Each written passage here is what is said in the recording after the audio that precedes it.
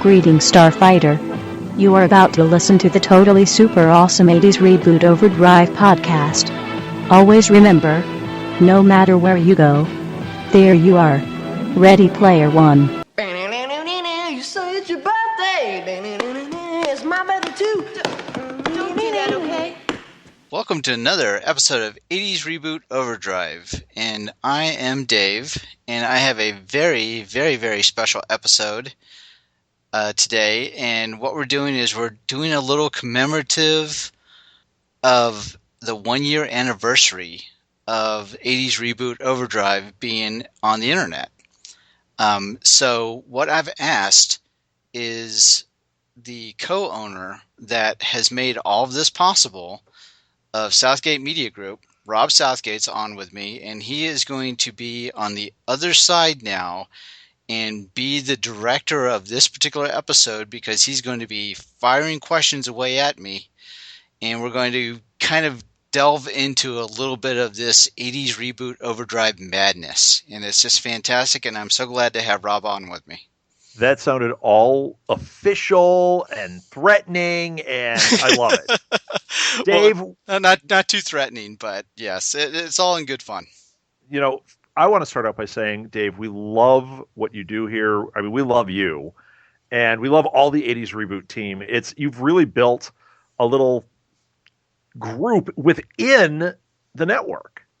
You know, it's similar to like our Enough Said thing where we feel like we're kind of our own thing. We've got, 6 people and we rotate in and out, and this 80s Reboot is its own thing also, and it's wonderful. You do a great job, man. Thank you. I appreciate that, Rob. That means a lot. It's a lot of fun. A lot of fun, and it's been so easy to, tag people in and, that are passionate about the topics and just have fun having the conversations, and it's great.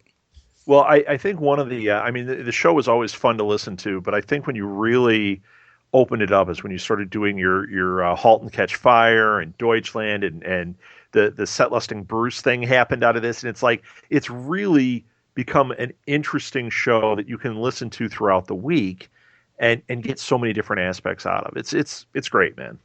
Great. Thank you. So can I start asking you some questions? You sure can. All right, Dave. Well, these are not my questions. These are questions you ask. So I will throw up a red flag, I think, when I'm going to ask one of my own, which if you've listened to anything I do, and I know you have, I can't stay on topic. So this is true. But when I did Set Listing Bruce, I had to do the intro episode for Jesse. Same thing. And I stayed pretty close. So let's see what happens here. So the questions you did for Jesse, he provided those questions. He did. Okay. I mean, we went off topic, but he did. Okay. So, and I've got your list here, and there's a couple of them that are a little bit weird, which is excellent. So let's get started, and maybe I'll give you a little bit of premise behind some of the questions, but please go ahead. All right. So let's start off with this one. What is your favorite 80s memory? It goes back to my senior year in high school. In this case, it was 1988. I grew up in Florida, and on our senior year, we had permission to go off campus to have lunch. And there was in 1986, everybody remembers when the shuttle disaster happened. Yep. Yeah, and so I was graduating high school in 1989, but in 1988 was the first time that the shuttle, or the first time that there was another NASA mission after the shuttle disaster. And we were out at lunch at that time, and it was a good friend of mine named Pedro. We were in his truck headed to Burger King like we normally are, and we got to see the cloud of smoke of the that NASA mission after the next space mission took off. So it was a very proud moment in that we did it again. We overcome that adversity of what happened with the shuttle mission and went up to space again. So it was a great feeling. That is really cool. Now, obviously you were on the coast then. Where were you in Florida? Where did you grow up? I graduated high school different from where I spent the majority of my childhood years. My kindergarten through ninth grade, I was in a small town called Clewiston, which is in southern Florida by Lake Okeechobee. But my 10th grade through senior year, I was in a town called Claremont, which was near Orlando. Okay. But you were able to still see the cloud plumes, from the where Cape Canaveral, where the shuttle would take off. So we were able to see, the I don't know another way to describe it other than the big cloud of smoke whenever. No, it makes Yeah. perfect sense. I mean, we've all seen a rocket launch on TV. Not everyone's seen it in person, and it is a huge cloud of smoke. It is. So the fact that you could see that with your own eyes, not just over a screen, that is really cool. Yeah, and it was just a very happy moment that here we are, we're trying it again. So Yeah. it was a great moment. So 88, huh? I was 86, so pretty close in age, probably pretty similar experiences. It'll be interesting as we get into this to see where some of our dividing lines are.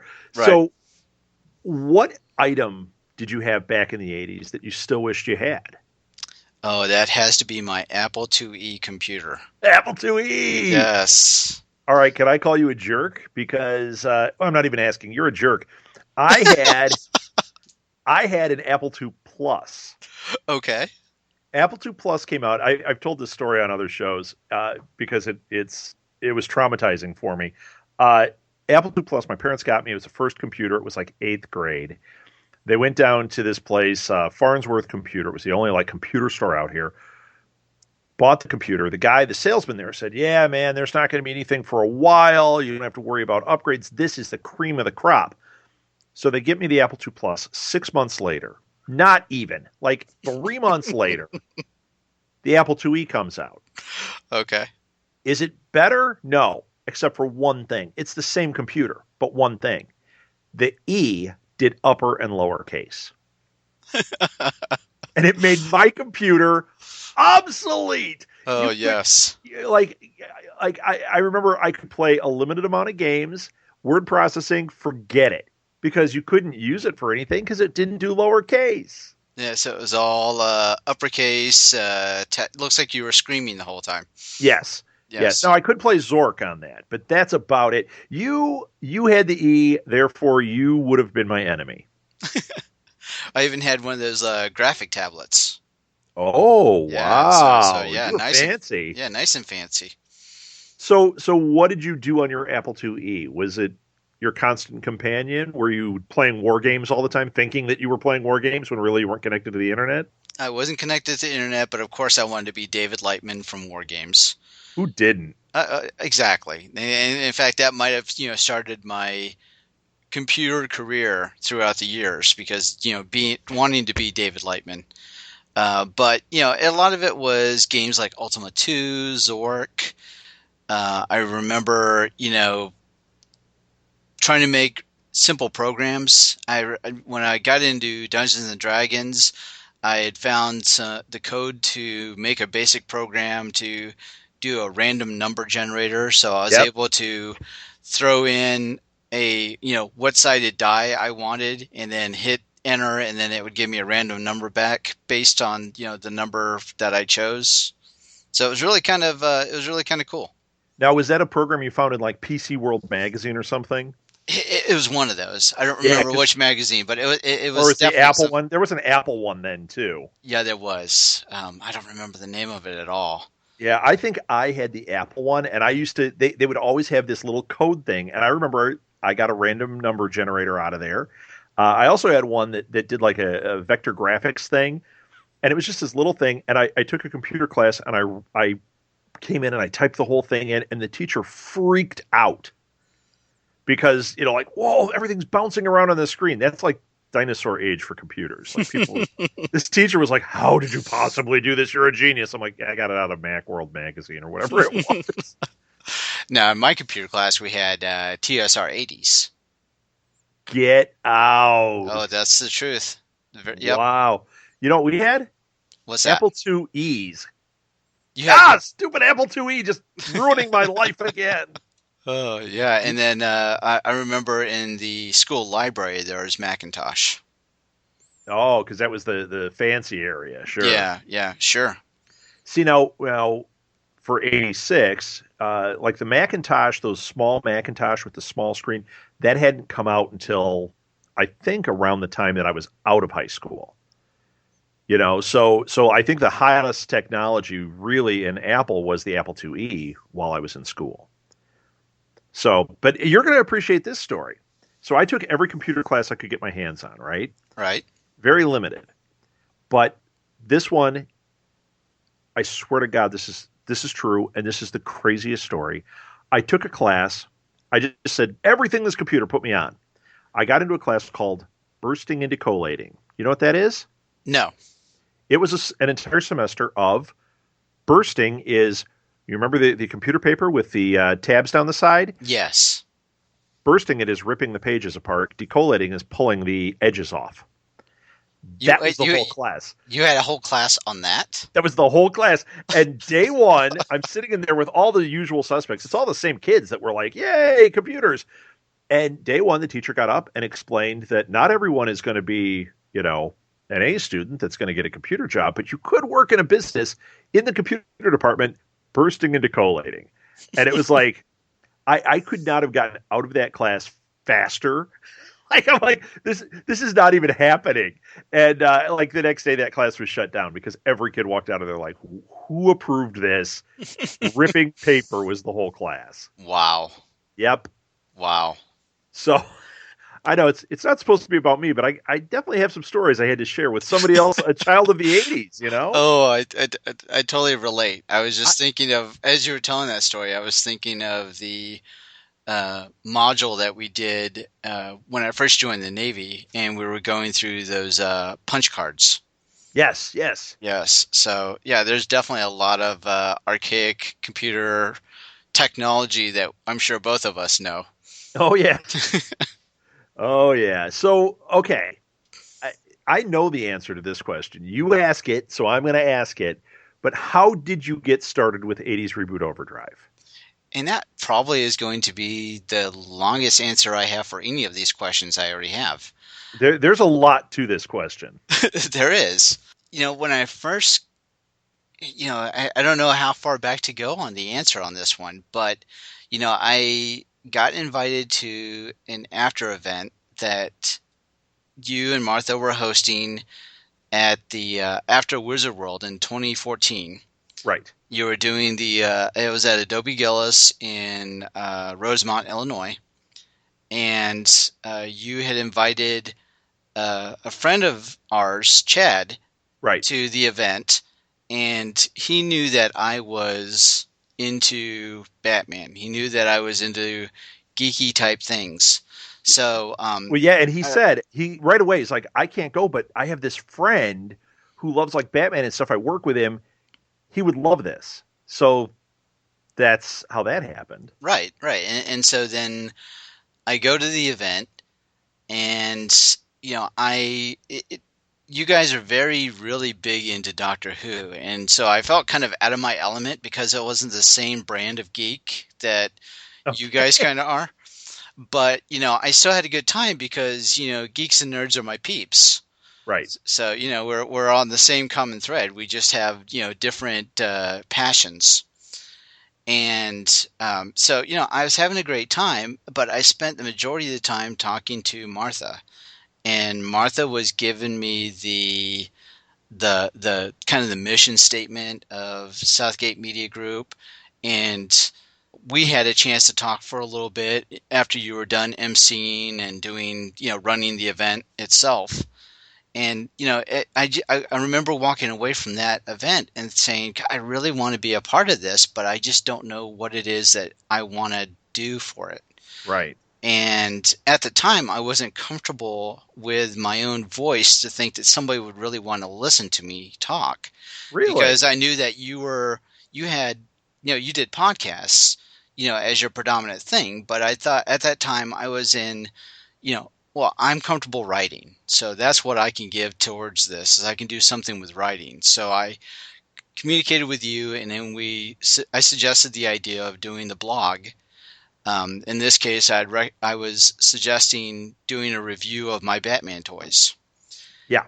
And in my mind, I was like, well, I know this is just going to be something of a hobby. It's going to be something that, I'll do as, something I feel passionate about. But I kind of got bored with just, writing about my toys. Because in my mind, it's like if somebody's giving me a fresh set of toys, that would be great to, easier to write about. But without me just going out and blowing, $60 on a new figure just to write about it, I would go broke way too soon. Right. But from when I started the blog, I did maybe 3-4 entries. I forget how many I did. But at the same time, I'm starting to listen to other podcasts. I never really gave them a lot of time before getting involved in Southgate Media. I knew of really? them. Okay. I knew of them, but I didn't really pay that much attention to them. And so what I knew was kind of like, the flavor of podcasts like This American Life and things like that are kind of really well polished. But I started to listen to a little more deeper dive into, the offerings of different podcasts, and I realized that it was just people having, a great conversation with somebody else. And I got away from it thinking, well, I can do that. Yeah, totally. Yeah, and so I kind of got comfortable in the idea that, I can contribute something to that, but then I needed a concept, of something that would be, something new to put out there. And I was listening to, and I wish I remember the exact episode, but I'm pretty sure it was a Geek My Kids. Okay. And I could have sworn it was Martha. I could be wrong on that, but I would have to go back and look through the archives of Southgate Media to find it. But there was one where there was like a side conversation that was going on, and somebody threw out the idea of doing a show about John Hughes movies. I think that was now that you say it, I think that might have been one of our holiday special from that year. Okay. Because I think we had a bunch of our podcasters on. We did these Christmas specials where we had 8 or more people on at one time, and it would just be like this of stuff, you know? Right. And I think that conversation about the John Hughes thing was on when we had Dawn on. We had, I can't remember who else, but it turned into that, if I remember right. Yeah, and like I said, I don't remember the exact episode or where I picked up on it, but it's something that stuck with me and said, John Hughes movies, that was really,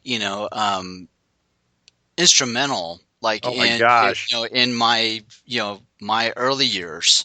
Yeah, child of the 80s, Yes. bet. Yeah, so I was thinking to myself, that's really cool. I love that concept.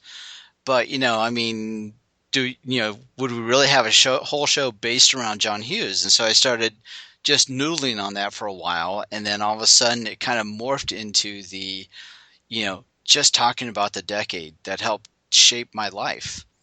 And so it's something that I started, as I gave it more thought, once again, our friend, that we have in common, I threw the idea to him. And, he got all excited about it. And he's like, oh, yeah. And you could even, find, do interviews with people that may have like, taken, not like big stars, but have, maybe did like, who knows, the production assistant on Back to the Future or something like that. Right. So people he was throwing out instrumental in the 80s, but not necessarily the key players. Right. So he's throwing out different ideas like that. And I was like, oh, that's great. That's fantastic. And then, I took that to you, and then of course you took that little seed of an idea and just kind of, gave me the mechanism to put it out there. Right. And then it's morphed. Yeah, well, and it's awesome. Yeah. It's awesome. I mean, everything you just said. Now, I'm going to add to the story because there is a side element to it. It must have been in the air because at the same time, literally like the week that you said, I want to do this 80s podcast, I think it was Jeff and Scott who they just stepped down. They did our show Disturbed, which is American Horror Story, among other things. They did Comrades and some other stuff. They just got busy, so they had to step down for now. But they had approached me and said, "Hey, what do you and Martha think about doing like a show about the '80s?" And we're like, "Yeah, cool, whatever you want to do." Well, they never did anything. And like 2 days later, you said this, and it was like, okay, we're going to end up with an '80s show one way or another here. I don't know what it's going to look like, but okay. And that was literally like within days of each other, this came up. So pretty cool. Now it definitely morphed into things that I did not expect. And the interviews are great. You get interesting people. Like I said, I really like this thing where you've added these shows that are '80s centric. Right. And there's a lot of room to grow there. I don't know if you guys have talked about it on your show, but I've seen people in the group mention like, well, what if we went back and did Knight Rider, or what if we went back and did this? And it's like, you know what? Nobody is doing that, and you've got the perfect platform. Yeah, and the idea was brought up about picking something that's on Netflix, some '80s show like A-Team or MacGyver or Yes. Airwolf or something like that. Airwolf. And yes. Us taking a week, watching episode 1 through whatever it is, and then just deep diving into that episode and talking about it. So yeah, that's definitely something that's been in the pipeline. We haven't executed that yet, but definitely something that's going to be fun to do. Yeah, it's a really cool idea, and I know I would if I was a casual listener, not somebody who listens because hey, it's part of our network. It would totally be something that would get me. I would totally go past and be like, they're doing Airwolf. I have to listen to this. Well, my vote was Incredible Hulk. Oh, that would be the best. No, which would see. This is an '80s though, because I think it ended before the '80s. But I want somebody to go back and do the $6 Million Man. Oh yeah. Oh, that'd be late '70s, definitely. Oh, that would be just great. But that wasn't that kind of the same time as the Hulk? Didn't that kind of overlap and the Hulk went past it? Well, I think if I remember the years right, I think the Incredible Hulk, and I'm sure somebody's going to correct me, but I believe that started '78. Okay. But it went on until the early '80s, so maybe '82. Yeah, so it probably overlapped. Like $6 Million Right. Man was probably like 1 or 2 seasons while the Hulk was on. Right. That was, you're talking my wheelhouse back then. That was that, and then Sunday nights sneaking downstairs to watch Doctor Who. That's what's going on. $6 Million Man, the slow-mo run. Oh. You know what? I was just in the garage, and I still have my Steve Austin, the one that had the eye thing. Where you look through the back of the head and Yes. yes. And it had the thing you push on his back to kind of make that sound. Yeah, That's all it was there for. I have the Bigfoot. So you punch his chest, and the chest piece falls off, and you see that he's a robot. Spoiler for a 40-year-old show, he's a robot. And I have they called it the $6 Million lab, space lab, but it was really the rocket ship that you could put him in. So you could enact him flying through space, crashing, and then you turn it into the lab and he gets put back together. So I still have all that. And somewhere in this house, I still have my Evel Knievel. Oh, Evel Knievel, perfect. Yep. Even with the little launcher? I have somewhere. I had multiple. I was an only child, so I had all of it, man. And somewhere here, I have that original Mego Star Trek playset. Yeah. That is awesome. Yep. So, okay. How many shows have you actually done? How many have you been on? Because you've been on a lot more than just what it says. What have you been on? Well, and that's just it. I was trying to get the correct number because I was looking at this earlier. If you looked at iTunes right now, there's 75 episodes listed under the '80s Reboot Overdrive. Okay. And of those 75, I counted 62 that I was on. Okay. So the difference is, like, I wasn't on the Deutschland episodes. But that was did you count? Okay, so 62. But did you count when you were at Blue Box? Because didn't you do Blue Box twice? yes, and those were counted. Those were counted. Did we Yes, put those on the 80s reboot feed? yes, Excellent. Okay. yeah. So those are there. But I mean, there was a few that like Jesse took the lead on, and I wasn't on. Like there were two Stephen King episodes. There Yep. was a Bruce Springsteen episode that he hosted that I wasn't on. There was a Red Menace episode that Mike and Nick were running. So, different times like where I've gone on vacation or I, wasn't available for that week or something like that. And, someone else just took the reins and went with it. Sure. So yeah, that's, the show's continued. Very cool. So we're going to have to do another one of these when you hit 100. Of course. So Well, it's coming up soon. Yeah, it'll come quicker than you think. Yes. Cool. You need to start guesting on some other shows too. We've got lots of shows to choose from, and I think you'd have a lot of fun. You need to come out to Blue Box more too. Exactly. Tell Patty you need a lot more time to just come out to Blue Box and be on shows. I'm sure she'll go right for that. I'm sure she will. So, of the shows, and this is including not just the ones you're on, but all of them from 80s Reboot Overdrive. What are your favorites? Well, I've got actually two of them that I would classify as my top. One of them was an interview show that we did, and another one is our, where we're reminiscing together. The interview one was one that was called, For the Record, Dear John Hughes. And what that was there were two co-stars from the musical For the Record, Dear John Hughes that had a limited engagement in Chicago. And I got the opportunity to talk to them about their show. But we also got to really geek out about John Hughes movies in general. And the two people that I got to talk to, they were just so engaging and so much fun. We had fun interacting with each other. They had great opportunity to talk about their musical careers and, behind the scenes for the musical itself. So it was just a lot of fun. And then I got to fulfill that kind of desire that I've, from the launch of 80s Reboot Overdrive, that, when I heard about the original episode about doing a John Hughes type podcast, this fulfilled that, that kind of desire, based on what I originally heard from that, podcast before 80s Reboot Overdrive. Right. And then the second thing where we were doing a reminiscing episode was when we were doing the movie review for every year.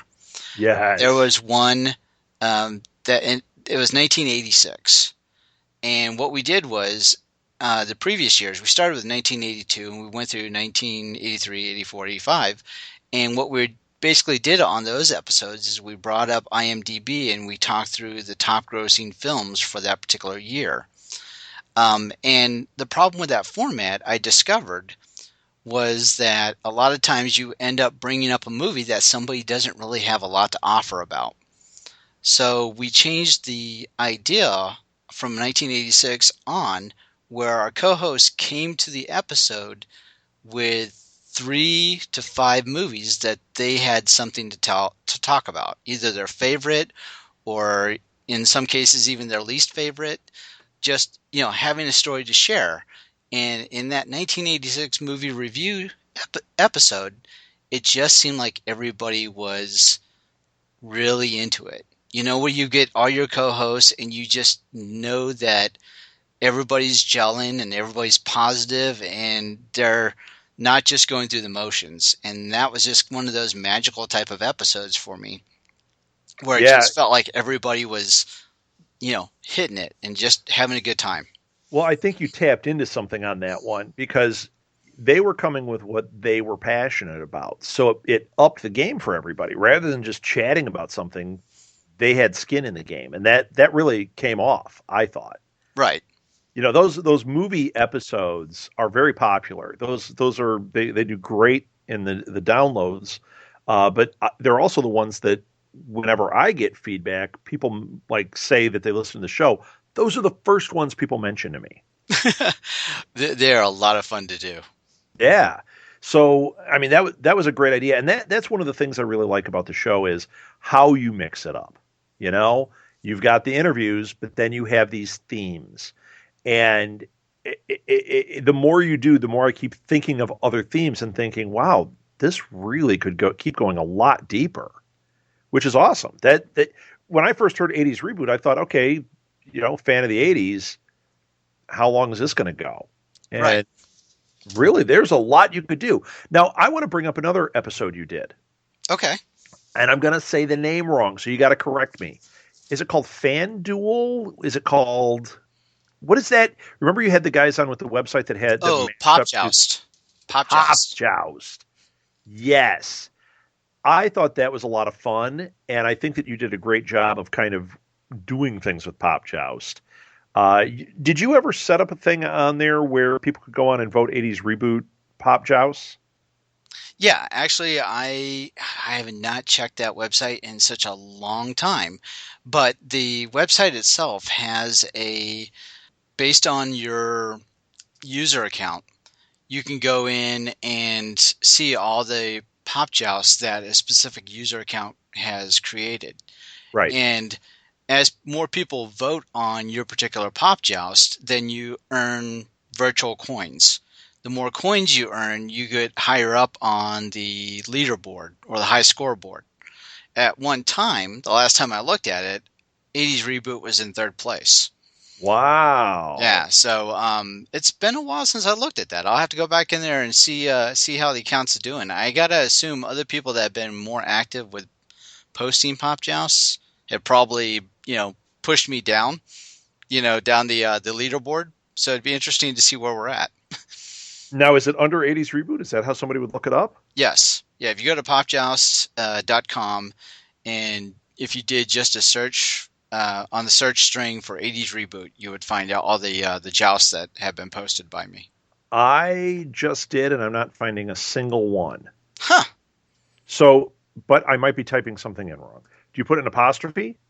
No. No Nah, apostrophe. I'm gonna have to look now. Yeah, I think we're going to have to. That's it's the magic of the digital age. You can look things up right there. You didn't do '80s Reboot Overdrive, did you? No. All So right. do a search. Nope, 80s. nothing there, man. So now that I brought it up, you're gonna have to get back on there, make some action happen. So, okay, I'm gonna ask you some then. Unless they got me, unless they removed me because I haven't used it in a while. Huh. Could be. I'm gonna have to look. Well, they're still in a beta test too, it says. So who knows? But I'm going to ask you some. I want to get your take on them. Okay. Okay. So, Sword of Omens versus the He-Man sword. It's always the Sword of Omens. Thundercats all the But way. Thundercats win. So that one is better. So that's how it works when you're jousting. It's which one is better, right? Correct. Because we have a show that we created called Geektastic Cage Match, where we've done this exact one, Sword of Omens versus He-Man sword, but I assume He-Man won. it did, but it's not really always a which is better. It's you just talk it out, and then we have two people debate it, and then the audience votes, and they may vote whatever they want. So it doesn't. Well, I stole this one from Pop Joust, and I know the He-Man sword was the most uber popular one on the internet via Pop Joust. How could it not be?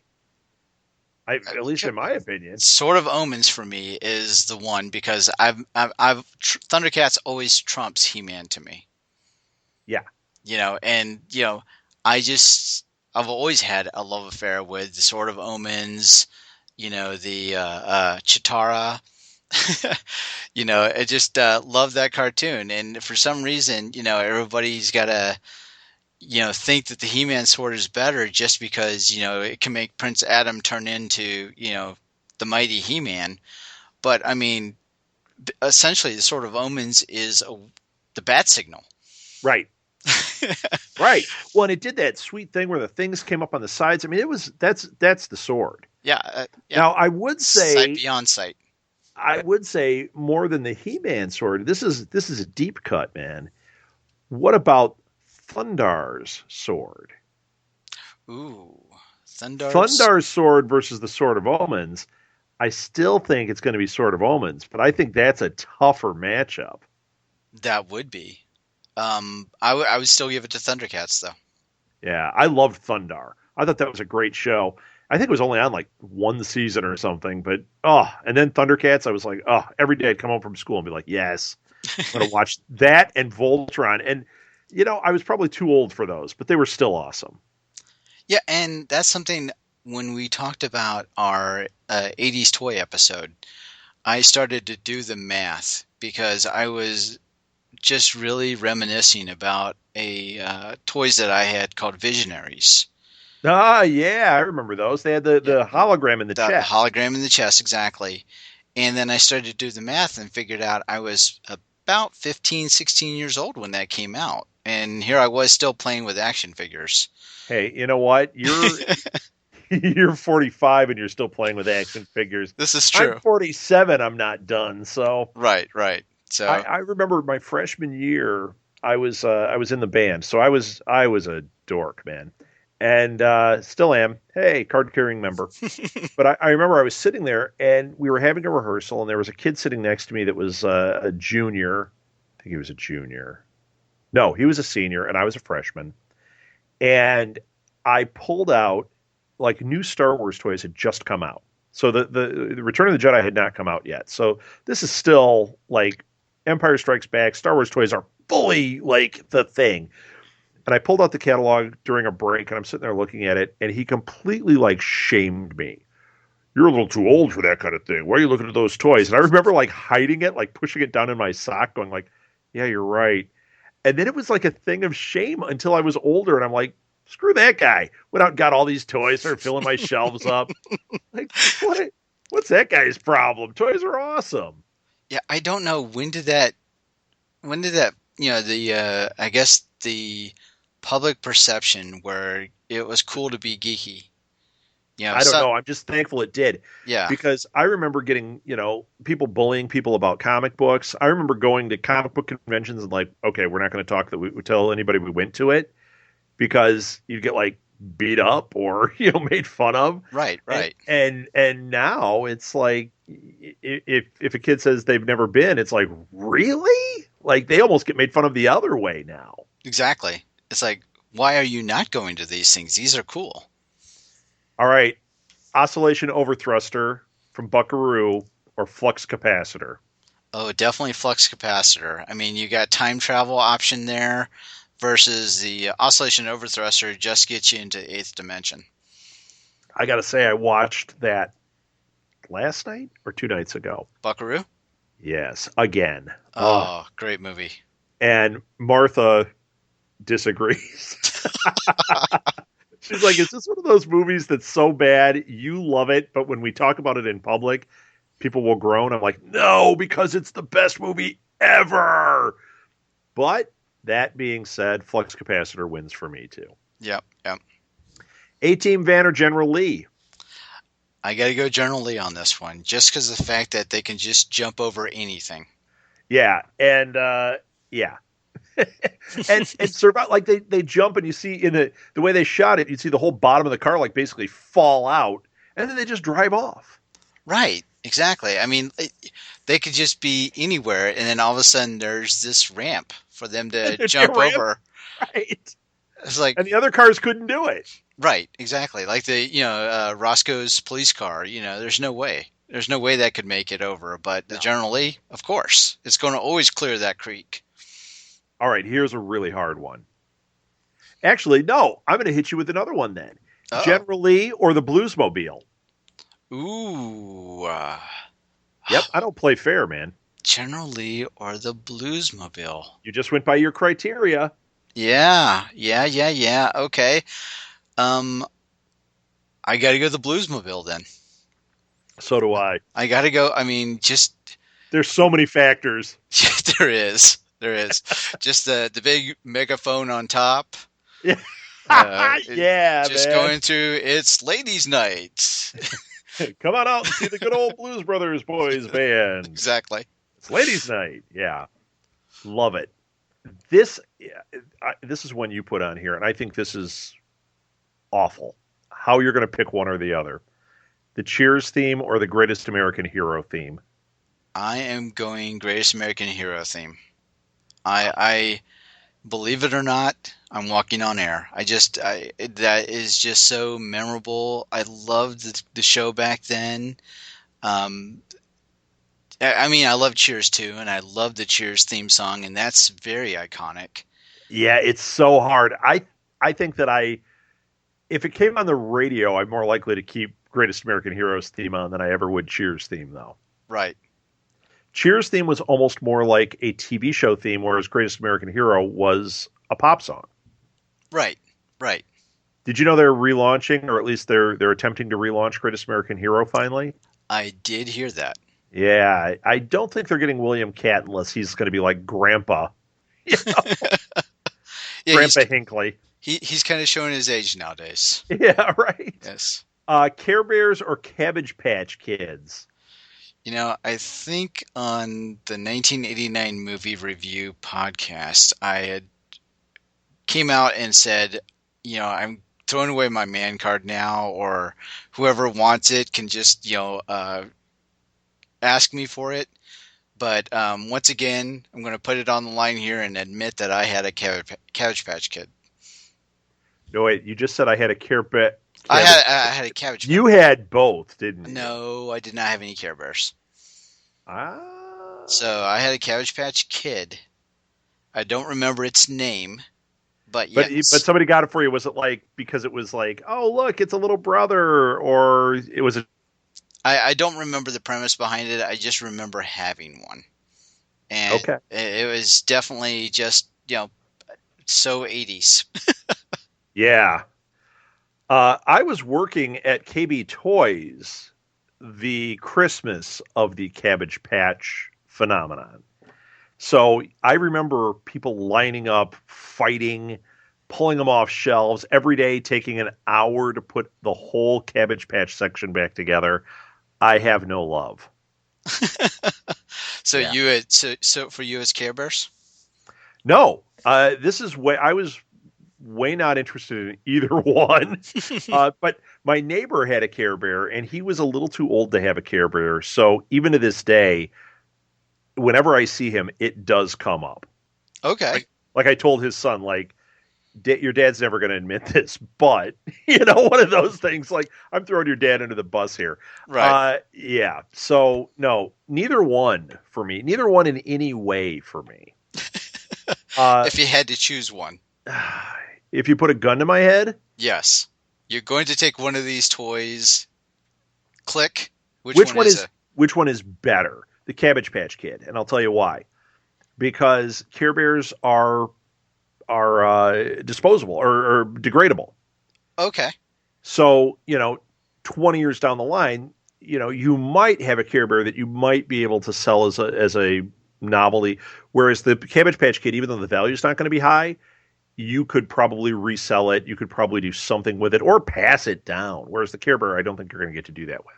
I wish I could remember the channel that I saw it on, but there was a TV show where people that had just very big collections of things. I've seen it where they had big collection of Christmas trees, or they had big collections of Barbies, big collections of Hot Wheels. But there's this one person that had hundreds upon hundreds of Cabbage Patch Kids, and it was kind of just spooky. Yeah, right. Just seeing them all together, and then all the different iterations, because they're like animal versions of the Cabbage Patch Kids. Yes, how weird is that? Right. Yeah, no thank you. All right, Pop Rocks or Big League Chew? I was a fan of Big League Chew. Were you? Yeah. So I like the premise of it looking like the baseball player chewing tobacco kind of a thing, and yeah, that was just the stringy bubble gum, even though it was basically the same flavor as every other bubble gum, but just the packaging was just did it for me. Neither one for me. I think I'd have to pick Pop Rocks over Big League Chew because I didn't care about any of the novelty gum stuff, gum tape, or what was the one I'm talking about? Yes, yeah. Or Big League Chew. None of those I never cared about that. Pop Rocks, at least, you could put them in your mouth and drink some Pepsi and be like, oh my gosh, I'm going to die. At least that was fun.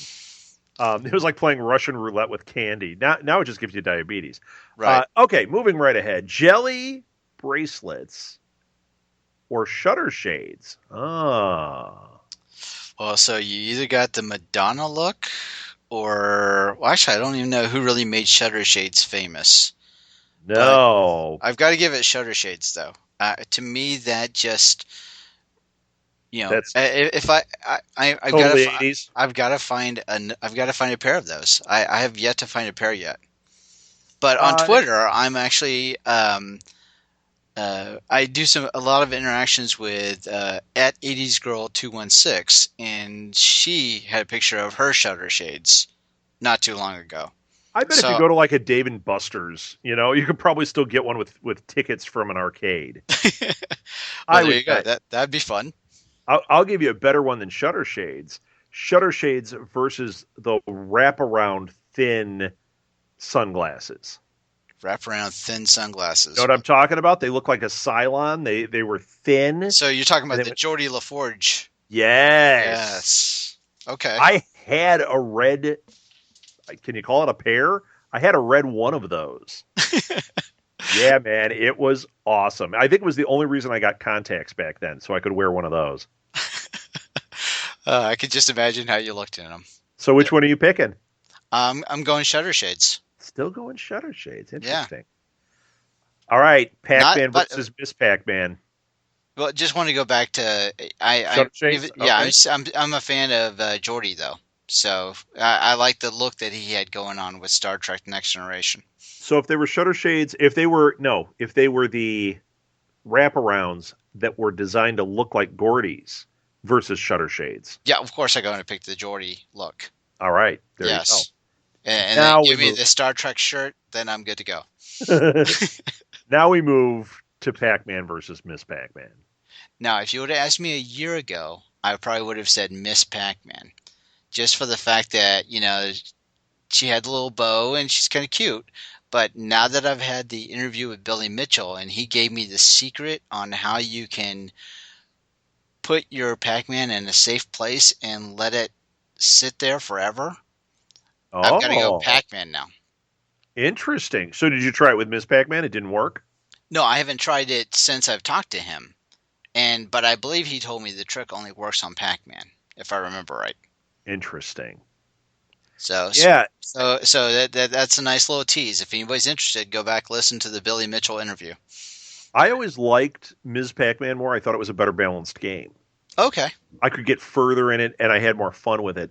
Although I liked all of those. Remember Super Pac-Man, where you got the giant Pac-Man? Yes. And it also had the Pac-Baby at the beginning, but you didn't get to play the Pac-Baby. Right. The pills were actually bigger than the Pac-Baby, I think. Yeah, I think so. All right, now we move into our final stage of this interview, Dave. Yes. What the heck are these questions? Have you ever watched a interview show called Inside the Actor's Studio? Yeah, of course. These are the set of questions that gets asked at the end. They have quick questions, and it's basically, so you get a better idea of the personality of the person being interviewed. There's one other question that is part of this that I omitted. That is, what is your favorite swear word?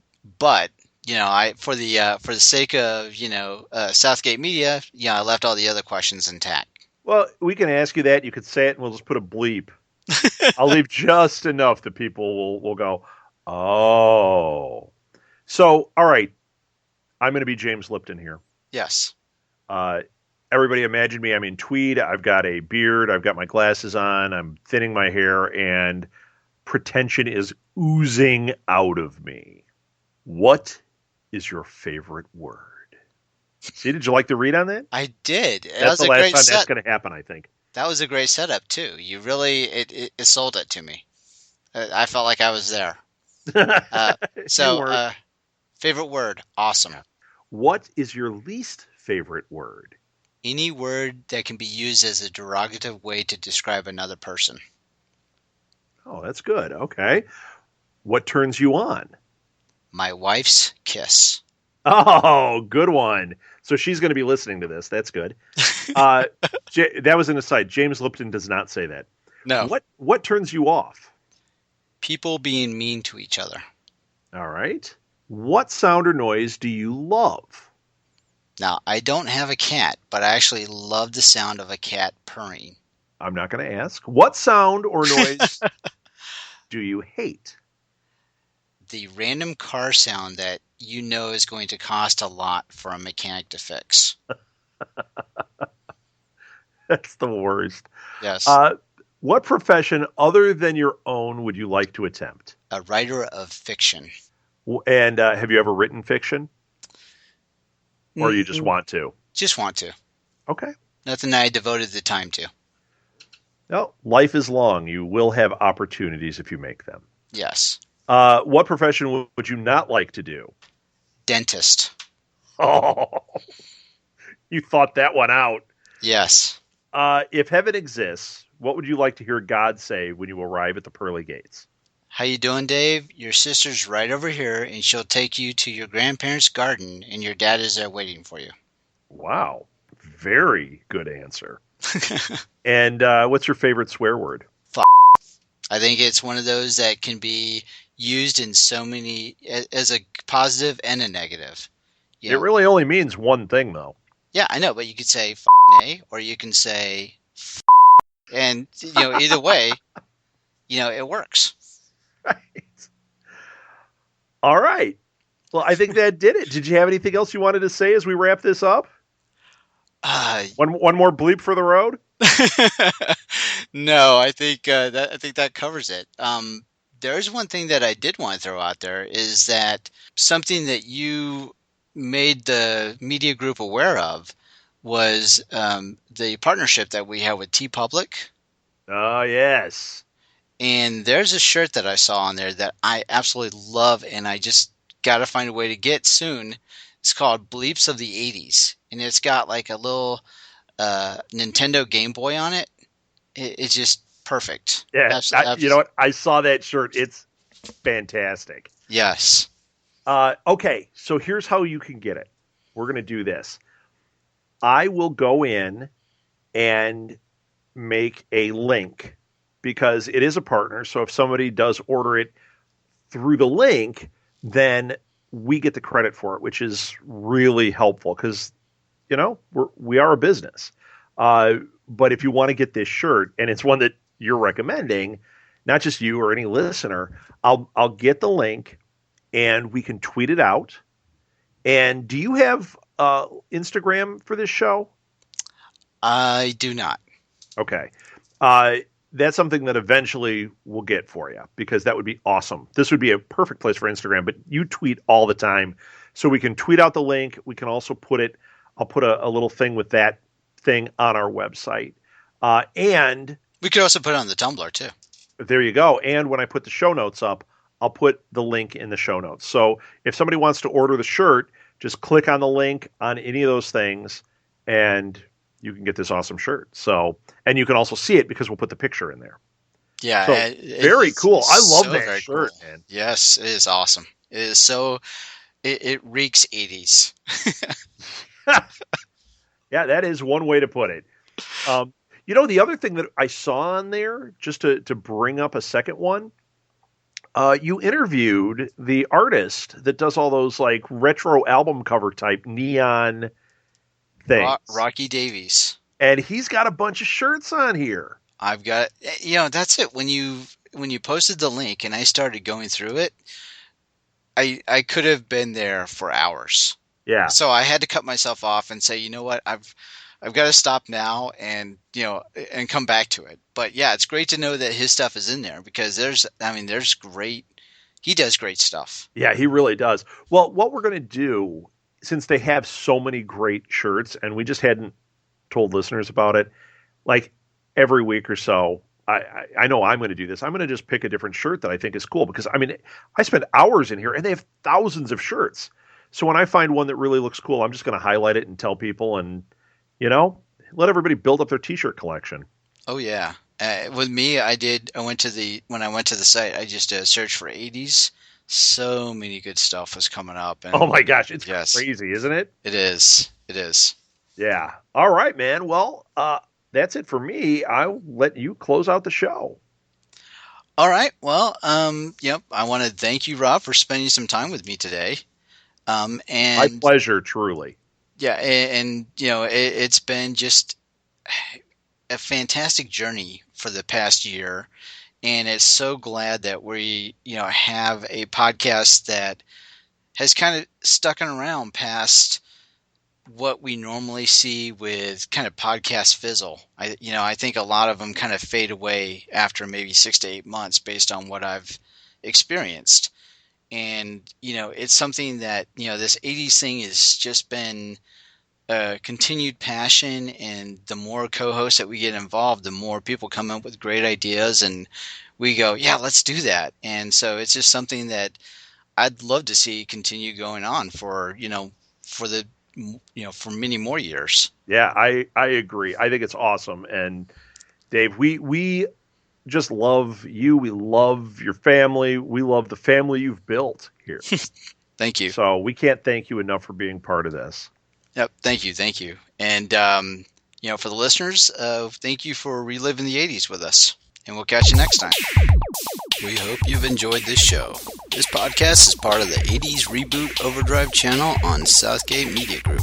You can follow us on Facebook on the 80s Reboot group page. We're also on Twitter and Tumblr at 80s Reboot. We invite you to check out all the wonderful podcasts and blogs available at southgatemediagroup.com. And thank you for reliving the 80s.